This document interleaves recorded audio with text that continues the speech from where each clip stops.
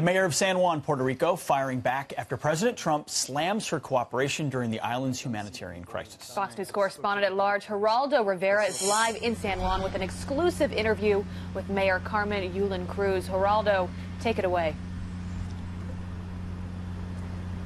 You know, Abby, it's very distressing to me. I am underwhelmed by the coordination and the extent and the quantity and quality of the aid coming to Puerto Rico. But I understand some of the logistical challenges. After all, this is not like Texas where you can drive, down from Oklahoma with a truck, or Florida where you can drive down from Georgia with a truck to help out. We're a long way from the United States, 1,100 miles from Florida, an island. It's very difficult. But I must say, I'm right by the airport here, and I have not heard relief jets coming in, and it's already 7:30 Eastern time. I don't know why the skies aren't filled with relief aircraft. I know ships are coming in, but I tell you what, I really lament in this politically riven island where you have a Republican governor and a hard left-wing Democratic mayor she's blaming the mayor is blaming Donald Trump for the lack of aid. It's really sad. Here is my part one of my exclusive interview with San Juan's very critical mayor.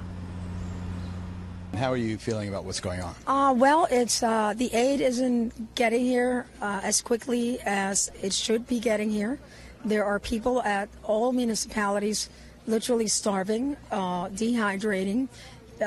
Of course, our power grid is off in most of the island, and even when it comes on in various portions of San Juan, it goes back out. So, for example, we have tried to have our hospital go back to speed, but then the electricity goes off, and we have to do all the bacteria testing, which takes 3 to 4 days. So we need to stabilize that. We need to stabilize the communications. We need to be sensible. You know, when FEMA asks people to register on the phone or to register via internet, in an island that has no power, common sense has to prevail. So we go back to the pen and paper and just do things the old-fashioned way, bring them to a data point where data entry people can take care of that. But it just seems like some common sense things that should be happening are not happening. But I want to make sure that I differentiate that between the structure response and the heartfelt response. FEMA people, HHS people all have their heart in the right place. I have gotten tremendous... How about the President of the United States? I think the President needs to get the information that he needs to get. And apparently he hasn't been getting it, or he hasn't been watching the news. But are people dying? I've been traveling around. I don't see people dying. I spoke to the doctors. They saw 53 patients, and they had a person who was septic, but nobody dying. I wonder. Well, dying is a continuum, right?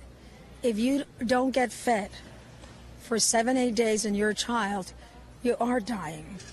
If you have 11 people like we took out of a nursing home severely dehydrated, you are dying. So do you wish you had characterized that a little more? It is. It is the way it is. I said it the way it is. I don't have to characterize anything in any way that is not the reality. That is the truth. He who has eyes will be able to see it. He who has an open heart will be able to feel it. Those that prefer to be blinded to injustice, that's their issue. I have no time for that. How much of that is politics? The fact that you and the president are different parties and... Well, I'm not a member of the Democratic Party.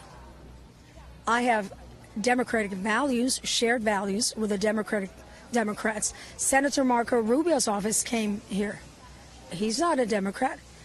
General Buchanan, don't take the word of a 5-foot-tall, 120 pounds mayor. You're plenty big enough. General Buchanan said yesterday, we don't have what it takes to deal with this situation. So don't take my word for it. Take the general's word for it.